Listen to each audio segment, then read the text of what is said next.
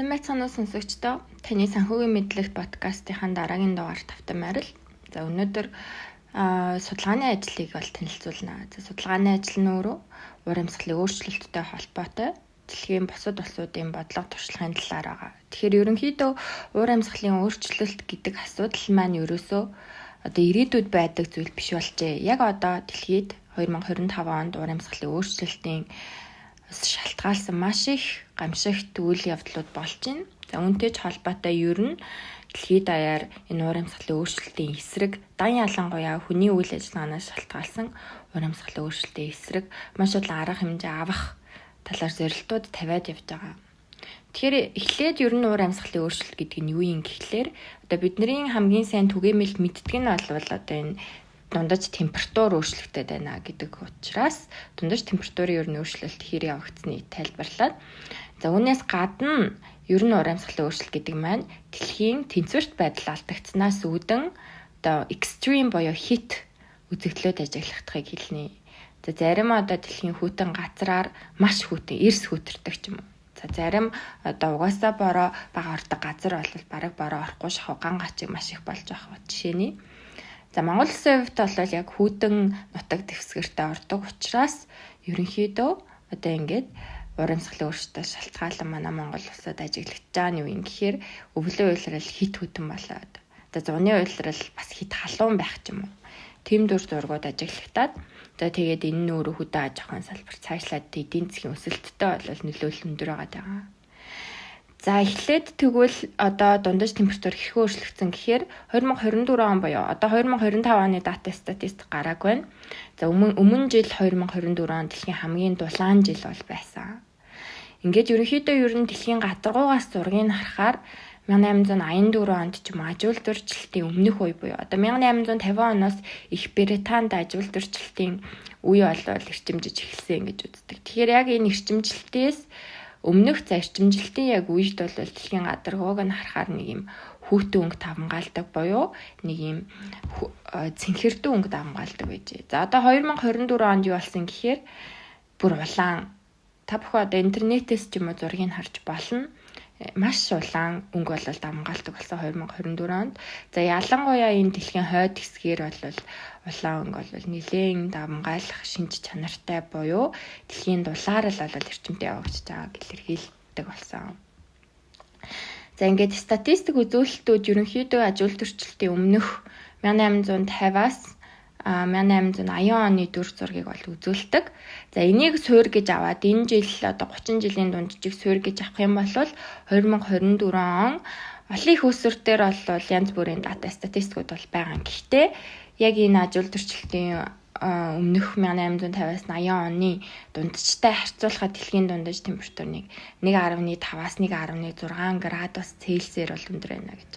Тэгэхээр яг дэлхийд юу гэж үзэжсэн гэхээр 2100 он гэхэд л одоо дэлхийн дундаж температур 1850 оноос 80 оны суураас 1.5 градусаар бол өндөр байхаа гэж үзэжсэн бол одоо 2025 онд 2024 онд энэ одоо 1.5-ыг гүйцэтгэж байгаа учраас ерөнхийдөө төсөөллөөс 4 дахин хурдан байсан байна гэж ойлгож болохоор. Тэгэхээр энэ нь юуг илэрхийлж байгаа юм гэхээр дэлхийд дээр бол маш олон одоо энэ байгалийн тэнцвэрт байдал за ялангуяа дулаалтай холбоотой одоо хит үзэгдлүүд ажиглагдаад одоо өндөр хэмжээний баалтай газар хөдлөлт болж байна. За мөн хууль салхи бол маш эрчимтэй явагдаж байна. За үүнтэй холбоотой бол барилга байшин нурах одоо энэ дэд бүтэц нурах гэх мэтчлэн эдийн засагт бол нөхөж баршгүй олон гар цохирлыг учруулж байна гэж харж байна. Тэгэхээр энэ одоо гар цохирлыг нь тэгвэл хэмжиж болдгийм үү, тоонд байдгийм үү гэвэл дэлхийд даяар одоо маш том гамшигт тохиолдлын тоонуудыг нь бүртгэх гэхээр 1960 онд бол нэг 29 хавцаа жилд ер нь 29 байсан, 30 байсан. За ингээ 1980 он л бол харьцангуй өндөр болоо 172 болжээ. Тэгвэл 2024 оны статистикээр ямар байгаа юм гэхээр бүр 410 энэ гамшигт үзэгдлүүд болсон байна гэж харж байна. Тэгэхээр энэ бол ялцчихгүй дэлхийд дахинд бол маш их эдийн засгийн хохирлыг учруулж байна гэж ярьж байгаа.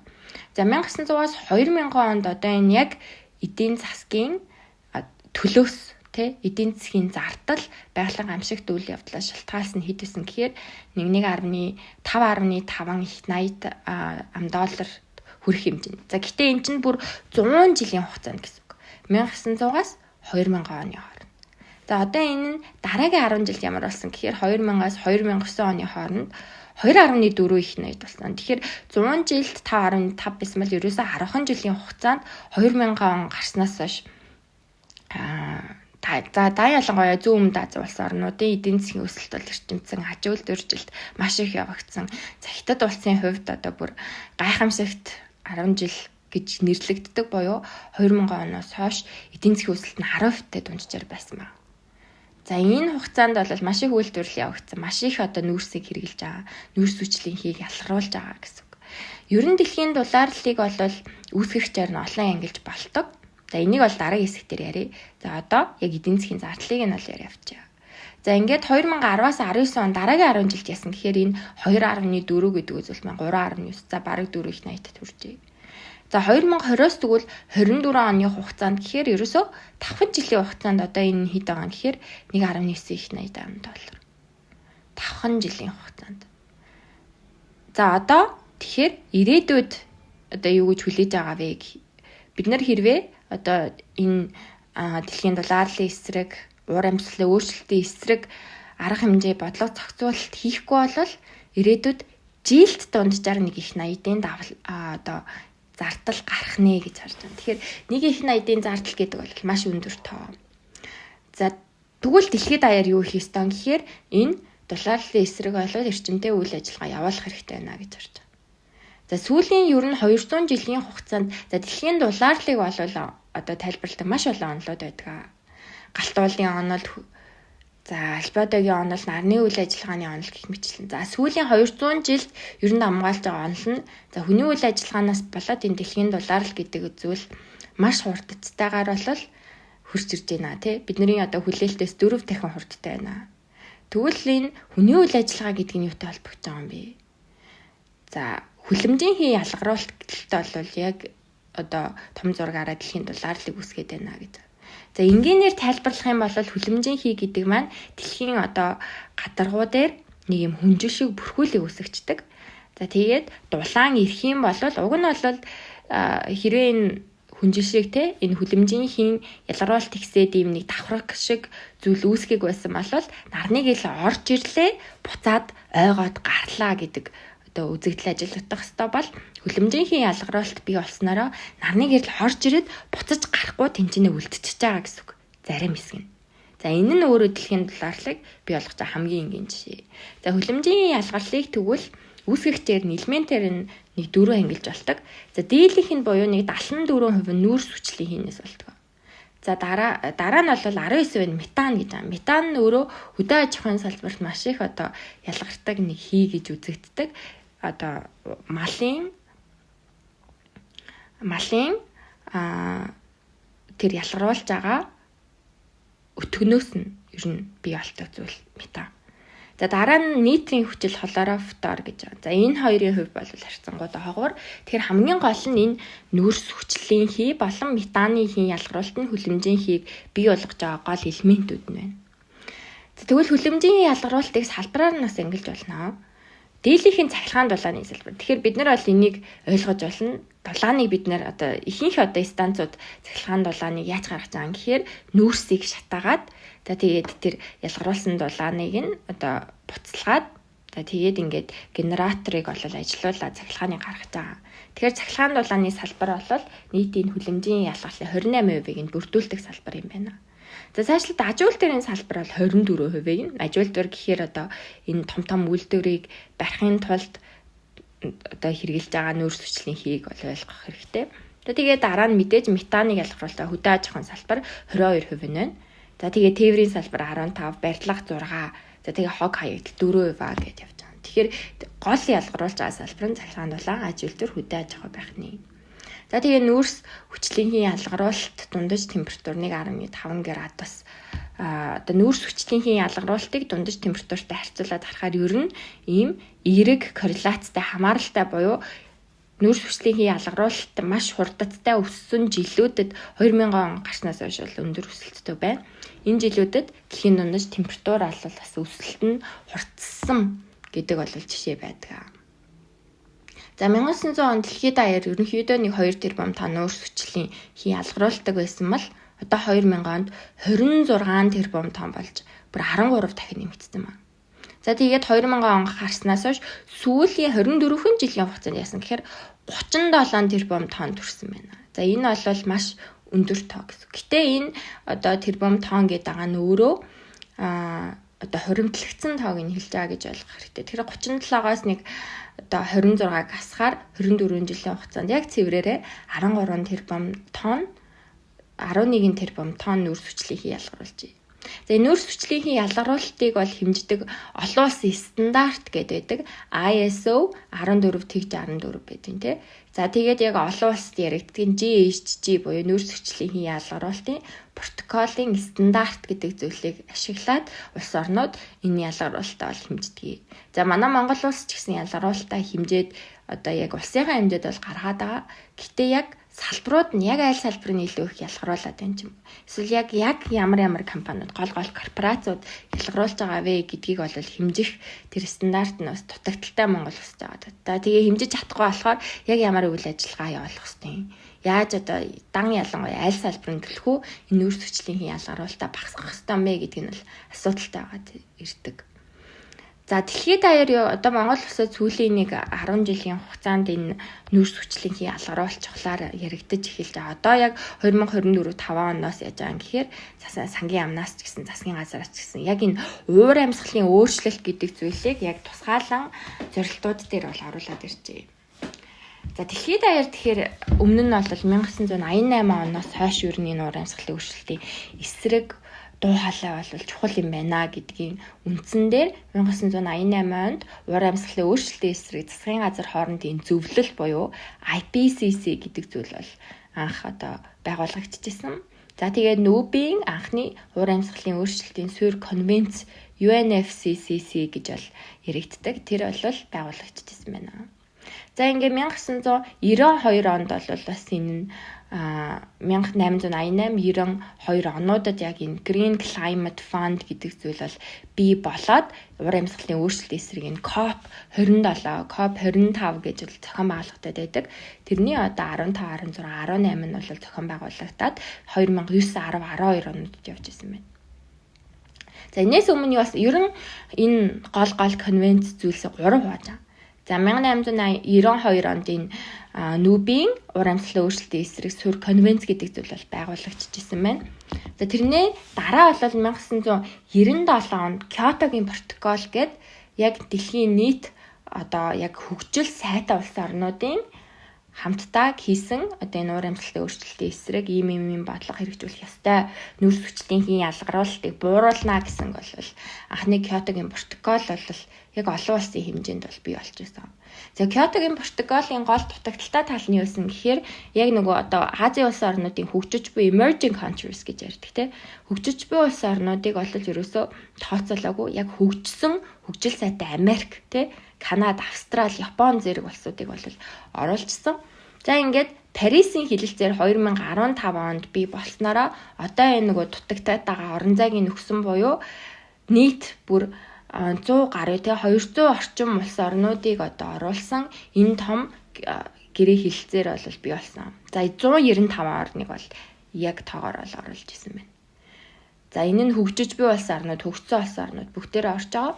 За тэгээд Кёотогийн протоколоос ялгаатай нь яг энэ Парисын хилэлцээр 2015 онд байгуулагдсанаар яасан гэхээр 5 жил тутам улс орнууд яг хийж байгаа үйл ажиллагаа тайлагнаад явна гэсэн. За энэ бол яг одоо нэг зорилт тавилаа. Тэрийг яг хэрэгжүүлж гинэ гэдгийг нь хянах хүрээнд явагдаж байгаа маш том одоо хилэлцээр байсан. Кёотогийн протоколоос ялгаатай давуу талтай. За мөн гол одоо Парисын хилэлцээрийн гол зорилго нь юу юм гэхээр дэлхийн дундаж температурыг одоо энэ 1950-аас 80 оны дунджаас суураас 2 градусаас доош барина гэж. 1.5 градусд барих ёстой гэсэн том зорилготой. Тэгэхээр яг энэ градус дээр ер нь үндэслээд ярих юм бол одоо ирээдүйд яг одоогийн бодлого зохицуулалт дундаж түвшиндээ авах юм бол 2100 он гэхэд одоо Парисын хэлэлцээрийн зорилтоос дээгүүр буюу аж үйлдвэр төрчлөлтийн өмнөх үеэс 2.7 градусаар дэлхийн дундаж температур өсөх юм байна гэж. За тэгээд бодлогын арга хэмжээ бүр хэрэгжихгүй болвол 4-6 градус. За харин улс орон бүр одоо 2030 оны зорилттой хүрэхээр ажиллах юм бол нэг 2.6 харьцангуй багасч байгаа. За үүнээс газар нь өөдрөг төсөөллөөр буюу үндэсний хувь нэмрийн зорилт гэдэг улс орн Парисын хэлэлцээр бол тавьсан тэрэндээ хүрээд за дээрэс нь энэ 2030 он 50 он хүртэл хүлэмжийн ялгарлыг бууруулнаа тэглэнэ гэсэн зорилттуудаа хүрэх юм бол яг энэ Парисын хэлэлцээрийн зорилтууд төвшөнд хадгалагдах боломжтой буюу 1.9 градус байх нэ гэж. Тэгэхээр ер нь аль улсууд төлхөө энэ Парисын хэлэлцээрт өндөр одоо зорилт аваад өндөр хүлэмжийн бууруулах нүүрс хүчлийнхийг бууруулах ёстой мэй гэхээр мэдээж нүүрс хүчлийнхийг маш их ялгаруулж байгаа улс орн буюу аж үйлдвэрлэлийн үед үйлдвэрлэл илүү хөгжсөн үйлдвэрлэгч улс орнууд байна гэж ойлгох хэрэгтэй. Тэгэхээр нөгөө бидний мэддэг Хятад улс, Америкийн нэгдсэн улс, Европын албаны улсууд за дээрээс нь энэтхэг улс байна Энэ улсууд маань өөрөө нүүрс хүчлийн ялгаруулалт бол маш өндөр хамгаалдаг улсууд. Тэгэхээр эдгээр улсууд эхлээд одоо энэ зорилттой бол шуурхаа хүрэх ёстой байна гэж. Тэгэхээр ямар ерөн зорилтууд гол нь тавьба гэдгийг Европын албаа, Хятад, Америкийн нэгдсэн улс дээр бол дэлгэрэнгүй харах юм бол гол зорилт нь Европын албаны хувьд бол 2023 оны байдлаар зорилтынхаа хэмжээнд одоо Европын хөрөнгө оруулалтын банк гээд нийт 197 тэрбум еврогийн ногоон бодын санхүүжилтийг татсан байгаа. За тэгээ 2050 он гэхэд бол гол зорилт нь анхны цэвэр эрчим хүчний төв болно гэж.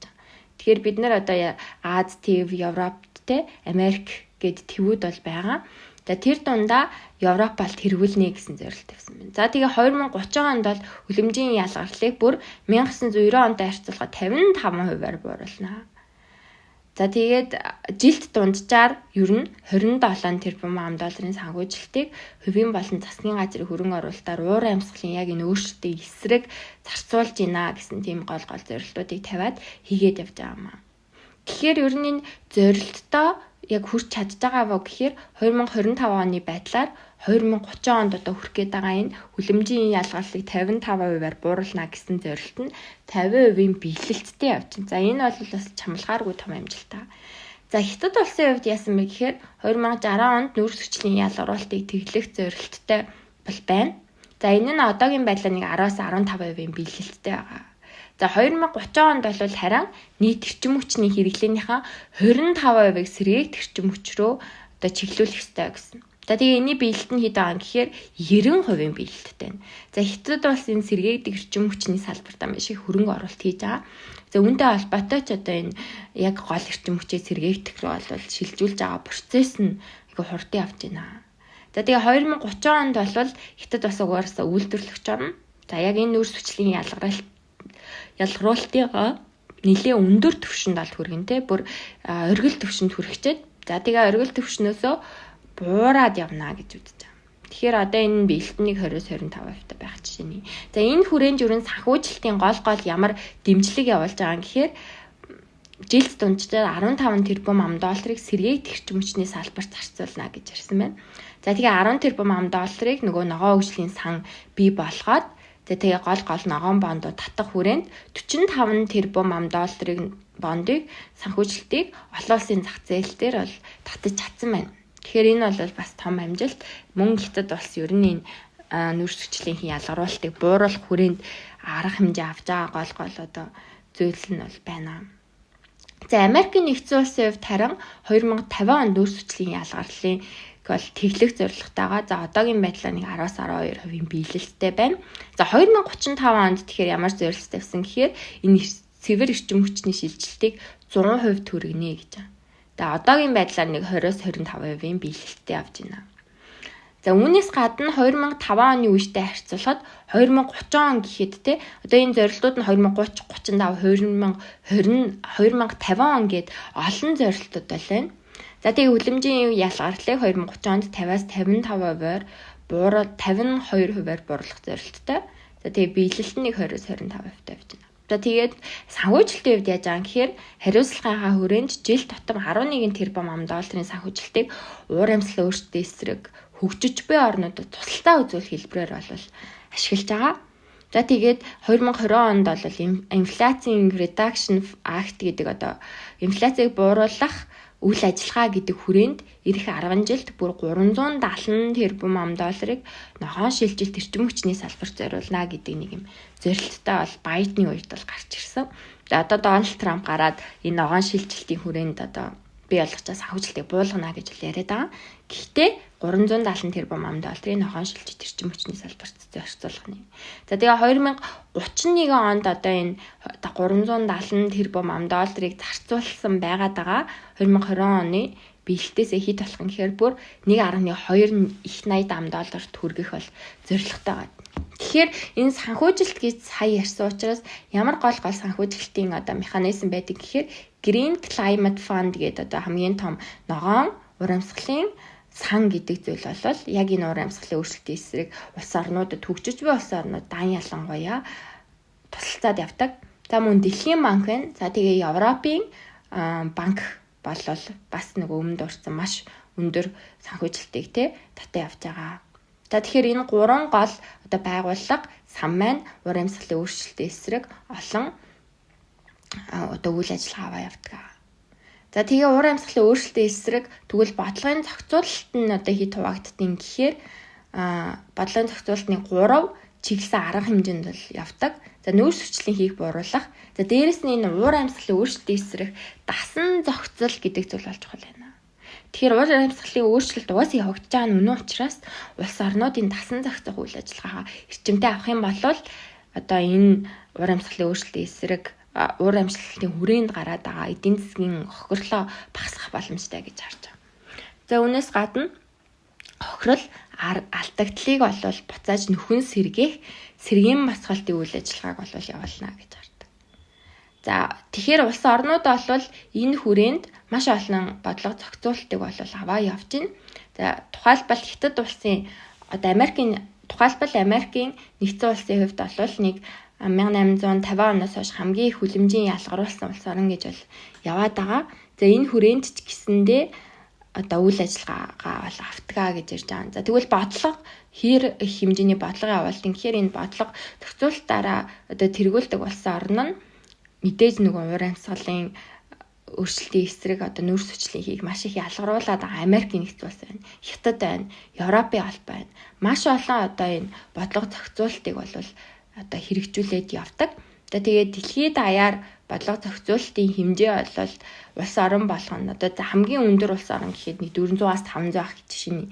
За тэгээ бага нь л гэхэд тэгээс 100 хүртэлх хэмжээний яг бодлого хэрэгжүүлээд явдаг. За тэгээд яг уур амьсгалын өөрчлөлтийн эслийг явуулж байгаа бодлогын нь бол салбараар нь бол англиад харж болно. За тэгээд нөгөө яриад байгаа цахилгаан талааны салбар, аж үйлдвэрийн салбар, барилгын, хөдөө аж ахуйн, тээврийн салбарууд бол голчлон яг энэ уур амьсгалын өөрчлөлтийн эсрэг бодлого хэрэгжүүлдэг. За тэгээ гол том жишээнүүдийг авах юм бол сонирхолтой нэг 4 улсын жишээ байна. За эхнийх нь энэ Вьетнам улсын жишээ буюу feed-in tariff гэж байна. Тэгэхээр тарифын бодлого хэрэгжүүлээд энэ уур амьсгалын өөрчлөлтийн эсрэг нөөц хүчлийн ялгарлыг бол бууруулъя гэсэн хүрээнд бол үйл ажиллагаа явуулдаг. За Вьетнамын үед сонирхолтой нь яг засгийн газраас нь сэргээд эрчим хүчний үйлдвэрлэлийг урамшуулах татаас татварын хөнгөлөлт санхүү дэмжлэгийг үзүүлж энэ сэргээд эрчим хүчээр дамжуулаад уур амьсгалын өөрчлөлтийн эсрэг бодлого хэрэгжүүлж байгаамаа гэдэг юм гол зорилттой бол явдаг Вьетнам улс. За тэгээ Вьетнам улс бол 2024 оны байдлаар Аз твд бол энэ сэргээд эрчим хүчний үйлдвэрлэлээрээ бүр тэргүүлэгч орн болж чадсан. За 2018 онд бол эрчим хүчний гол их өсвөр нүүрс цахилгааны дулаан станцууд байсан. Тэгэхээр ердөөсөө нэг 6-7 жилийн өмнөө л гэсэн. За тэгээ 3 жилийн дотор 2021 онд Вьетнам яасан гэхээр дэлхийн хамгийн хурд өссөн нарны эрчим хүчний зах зээлтэй орн болсон. Тэгэхээр энэ нөгөө нарны хавтангаар дамжуулаад сэргээгдэх эрчим хүч буюу энэ цэвэр эрчим хүч рүү шилжилт бол хийж чадсан гэж байна. Тэгэхээр засгийн газраас нь яаж тэмцсэн гэхээр энэ нарны цахилгаан станцаас эрчим хүчнийг өндөр үнээр доктортой худалдаж авдаг болсон. Тэгэхээр одоо нөгөө нарны хавтангууд бий болгоо эрчим хүч үүсгээд байвал засгийн газараас нь худалдаа авалт хийчихье гэж. Тэгэхээр ингэнгүүт одоо илүү ашигтай болж байгаа учраас хувийн эвшлүүд хөрөнгө оруулагчдад бол маш хурдтай нарны цахилгаан станц руу орж ирсэн байна. Тэгээ Вьетнам тэгвэл тухайн үедээ ямар одоо зардал засгийн газараас нь гаргаж ирсэн гэхээр 1 киловатт цаг эрчим хүч тутамд 9.3 баруун 1 доллар 9.3 центээр худалдаж авдаг болсон байна. Тэгээд энэ нь бол яг бүс нутагтаа зүүн өмнөд Азтай бол хамгийн өндөр урамшуултай тарифуудын нэгээр тооцогдчихжээ. За үүний дараа яасан гэхээр мэдээж улс орнууд бол энэ Вьетнам руу бол маш их орж ирсэн хөрөнгө оруулалт гэхээр за тэгээд татврын хөнгөлт үзүүлснээр Америк, за Хятад, Герман зэрэг орноос хөрөнгө оруулалт орж ирээд үр дүнд нь 2018 онд яг өмнөд урьдчилан 86 мегаватт нарны эрчим хүчний чадaltaй байсан бол 2019 онд яасан 50 хувиарч биш 50 дахин өсөд 4500 мегаватт болж өссөн. За тэгээ 2021 оны байдлаар ердөөсөө 3 жилийн хугацаанд 17,000 мегаватт төрсэн байна. За тэгээ эрчим хүчний хэрэглээг бууруулах хүрээнд өөр дараагийн жишээ нь Турк улсын жишээ нь. За Турк улс бол барилгуудын эрчим хүчний шинжилэл бол хийгээд яг одоо нөгөө төрийн барилгуудтай илүү эрчим хүчний одоо хөнгөлөлт үзүүлээд за тэгээд энэ одоо тасан зохицох гэж яриад байгаа нь тэр хүрээнд нь бол үйл ажиллагаа бол явуулсан. За тэгээд Турк улсын эрчим хүчний хэрэглээ жил бүр дунджаа 5% өсөлттэй байсан За тэгээд төрийн байгууллагад эрчим хүчний хэрэглээний 30 гаруй хувийг нь бол одоо энэ дангаар эзэлдэг байсан байна. За тэгээд Туркийн засгийн газар тэгэхээр эрчим хүчний хэрэглээ жил бүр дунджаар 5% өсөлттэй байсан бол тэр дундаа төрийн одоо яриад байгаа барилгуудынх нь эрчим хүчний хэрэглээ 30 гаруй хувиар одоо энэ 5% өсөлтийнх нь 30 гаруй хувийн төрийн барилгууд бол эзэлжсэн. За тэгээд засгийн газараас нь ямар арга хэмжээ авсан гэхээр эхлээд бид нэр тэгвэл төрийн байгууллагт одоо төрийн барилгуудтай ажиллагээд 19-с 23 оны хооронд 30 төрийн барилгын эрчим хүчний хэмнэлттэй болгох хүрээнд бол туршилтын төслүүдийг бол хэрэгжүүлсэн. За тэгээд тухайн үед бол ногоон барилгын стандарт 4 бол боловсруулад тэгээд хуучин барилгуудыг эрчим хүчний үр ашигтай болгох хүрээнд маш олон журмууд одоо гаргаж ажилласан. За тэгээд тухайн үед яасан гэхээр дундаж эрчим хүчний хэрэглээ нь 30%-аар бол буурч чадсан. За тэгээд төрийн байгууллагуудын зардал энэ эрчим хүчнээс шалтгаалж байгаа зардал нь 150 сая $1 бол буурч чадсан. За тэгээд төслийн хүрээнд одоо зөвхөн төрийн байгууллагаар эхэлжсэн бол ногоон стандарт буюу заавал одоо дагаж мөрдөх журам гэдэг үзүүл гаргаснараа зөвхөн төрийн байгууллага гэлтгүй хувийн эвшлүүлсэн дараагийн жилүүдэд бол барилга барахдаа энэ стандартыг заавал дагаж мөрдөх хөшүүргийг үүсгэж за тэгээ зардал бол нүүрс хүчлийн ялгаруулалтыг бол басгаж чартсан нэг сонирхолтой бол жишээнүүд байдаг. Ер нь дуртаад байвал яг энэ одоо Европын холбоо за тэгээд яг өндөр хөгжилтэй Азийн улс орнууд ер одоо Америк, Хятад ч юм уу бас мөн улс орнууд нь энэ нүүрс хүчлийнхийг ялгаруулалтыг бууруулах хүрээнд маш олон арга хэмжээ аваад одоо тэгээ амжилттай хэрэгжээд бас тодорхой чамлахааргүй том хэмжээний амжилтанд бол хүрсэн байна. За сүүлд нь одоо ер нь дурдах том жишээ нь юу юм гэхээр олон улсад энэ carbon tax гэдэг зүйл бол өргөнөөр хэрэглэгддэг. За үүнээс гадна cap and trade гэдэг хязгаарлалтыг за тэгээ худалдааны системийн хүрээнд одоо нүүрс төрөгчийн татвар бий болгоод одоо илүү үр ашигтайгаар нүүрс хүчлийг бууруулъя гэж. За онцлог улсууд юу юм гэхээр Швед, Канада, Япон, Өмнөд Солонгос, Хятадууд байна. За ямар гол системтэй гэхээр одоо нөгөө яриад байгаа carbon tax буюу нүүрс хүчлийн татвар гэдэг зүйл болгосон. За тэгээд 1 сая тонн нүүрс хүчлийн ялгаруулалт тутамдаа Швед жишээлбэл $137 бол төлөх ёстой татвартай байдаг. За тэгээд энэ хизэнээс хэрэгцсэн гэхээр одоо дэлхийн хамгийн өндөр нүүрс хүчтэй татвартай улсаар Швед ордог. За тэгээд энэ одоо $137 нь 1991 оноос хойш хэрэгжүүлснээрээ энэ ялгарлыг нүүрс хүчлийн ялгарлыг бүр 27%-аар бууруулж чадсан. Энэ бол маш том амжилтаа. За Канадын хувьд харин нэг 2 дахин бууг буюу $65 байдаг. За тэгээд энэ одоо олоод байгаа нүүрс хүчлийн татвараас олж байгаа энэ орлогоо буцаад иргэдтэй олгодог.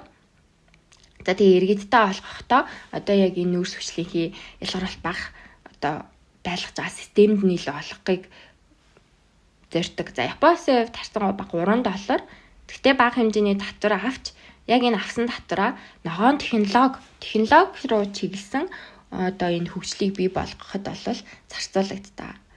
За өмнө Солонгосын хувьд cap and trade системтэй. За тэгээ татварын одоо хяналтын квота олгодог. За тэгээ компаниуд тэгэхээр яадаг гэхээр одоо энэ нүүрс хүчлийн ялгаруулах эрхийг худалдаж авдаг. За энэ бол их сонирхолтой жишээ. За бид нар үйлдвэрлэгч одоо байгууллага үйлдвэрлэгч учраас нүүрс хүчлийг ялгаруулна. Тэгвэл тэрийгэ тодорхой хэмжээнд барих хэрэгтэй. Ягаад тэгэхээр квотыг нь авдаг гэсэн. За тэгээд тэрнээс дээшээ болгож болохгүй. За энэ бол сонирхолтой систем. За Хятад улсын хувьд худалдааны систем бол ашигладаг. За тэгээд яадаг гэхээр томоохон үйлдвэрүүдэд үлэмжийн ялгааллын дээд цаарыг бол тогтоогоод өгчдөг. За тэгээд түүний худалдах боломжийг нь олгодог. Тэгэхээр эдгээр улс орнууд бол сонирхолтой системүүдийг бол мөн хэрэгжүүлээд явдаг юм байна. За өөр улс орнуудын маш олон жишээ байгаа. Гэтэ энд хүрээд одоо бид нэр ялгаа одоо юутай учраас цагийн хязгаарлалттай цагтай учраас одоо дараагийн илүү сонирхолтой бид нар энэ хүрээнд бол голомт банкны эдийн засаг судалгааны алба судалгааг явж байгаа. Тэгээд судалгаатай танилцахыг хүсвэл dua.golomtbank.com гэд бид нар одоо хийсэн судалгаагаа бол байршуулад авдаг. Тэр сайтнаас веб сайтнаас бол харж олно гэсэн үг. За тэгээд өнөөдрийн одоо дугаарыг ер нь дүгнэх юм бол мэдээж уур амьсгалын өөрчлөлт гэдэг зүйл маань ерөөсөө ирээдүйд яригддаг зүйл биш. Яг одоо болоод байгаа. Эдийн засгийн төлөөс нь маш өндөр байдаг зүйл болжээ. За энэ хүрээнд ч гэсэн тодорхой улс орнууд өмнө нь 1990 оноос ахуулаад үйл ажиллагаа одоо олон улсын конвенц гэдэг зүйлийг байгуулад явсан байна. Монгол улс яг сүүлд 2015 онд Парисын хэлэлцээр одоо 10 жил болцсон бид нар гүйцэтгэлээ талхнах ёстой жилээ гэсэн. За энэ хугацаанд ч гэсэндээ бид нар одоо сүүлийн 10 жилд ойлголттой болсон бол дэлхийн хүрээнд бол сүүлийн 30 жил ойлголттой болж байна. За тэгээд улс орнууд өөрсдийн бодлогоо хэрэгжүүлээд маш олон сонирхолтой бодлогоо тавина. За манай Монгол улс ч гэсэн энэс одоо дутхгүй тулд санхүүжилтийн хүрээнд том байгууллагуудын илэрсэн зөвхөн энэ байгууллагаас гадна маш олон улс орнууд хөгжиж буй хөгжсөн улс орнуудаа ялангуяа хөгжиж буй улс орнуудаа энэ ногоон шилжилтийг нэмжээ санхүүжилт олгодог. Тэгэхээр манай Монгол улс энэ хүрээнд бас санхүүжилт олоод одоо Парисын хэлэлцээрийн хүрээндээ өөрсдийн нүүрс хүчлийн ялгаарлыг бол 22.7%-аар бууруулна. За тэгээд илүү сайн байж чадах юм бол 27%-аар бууруулах боломжтой гэж хараад байна. Тэгэхээр ногоон санхүүжилт нь биднэрт бол олгогдоод байгаа гол асуудал нь юу гэдэг гэхээр Монгол улсад нөгөө хэмжилтийн асуудал стандартын асуудал.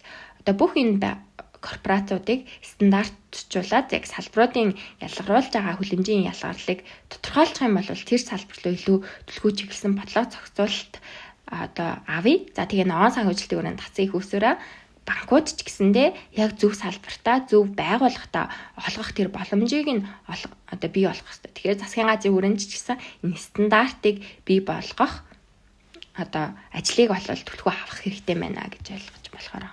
За ингээд энэ хүртэл сонссон сонсогчдоо баярлалаа. Дараагийн бас нэгэн сонирхолтой сэдвээр дахин уулзлаа. Түр баяртай.